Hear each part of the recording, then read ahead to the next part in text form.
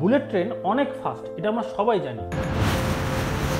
কিন্তু এই দ্রুতগামী ট্রেন আসলে কতটা ফাস্ট? শুরুটা হয়েছিল স্টেপসন্স রকেট দিয়ে, যার গতি ছিল 48 কিলোমিটার প্রতি ঘন্টা। এরপর এলো এই দুটো লোকোমোটিভ, যার গতি ছিল 100 কিলোমিটার প্রতি ঘন্টায়।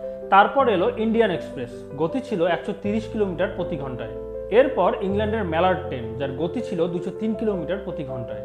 তারপর যুক্তরাষ্ট্র এবং ইংল্যান্ডের ইন্টারসিটি ট্রেন, গতি ছিল 240 কিলোমিটার প্রতি ঘন্টায়। তারপর শুরু স্পিড রেভলিউশন। তারপর ফ্রান্সের টিজিভি আর জাপানের শিনকানসেন E5, যারা 320 কিলোমিটার প্রতি ঘন্টা ছুটতে পারে। এরপর জার্মানির ICE3, গতি 330 কিলোমিটার প্রতি ঘন্টা।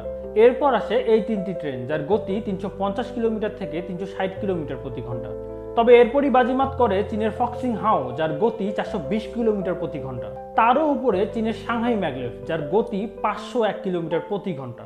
এখান থেকেই সব ট্রেন চলে যায় ম্যাগলেভ টেকনোলজিতে, মানে কোনো চাকা নয়, চুম্বকের উপর ভেসে চলবে এইসব ট্রেন। সেকেন্ড ফাস্টেস্ট ট্রেন ফ্রান্সের TGV POS, যার গতি 574 কিলোমিটার প্রতি ঘন্টা। সবার উপর রয়েছে জাপানের এলো সিরিজ ম্যাগলেভ, পৃথিবীর সব থেকে ফাস্টেস্ট ট্রেন, যার সর্বোচ্চ গতি 603 কিলোমিটার প্রতি ঘন্টা।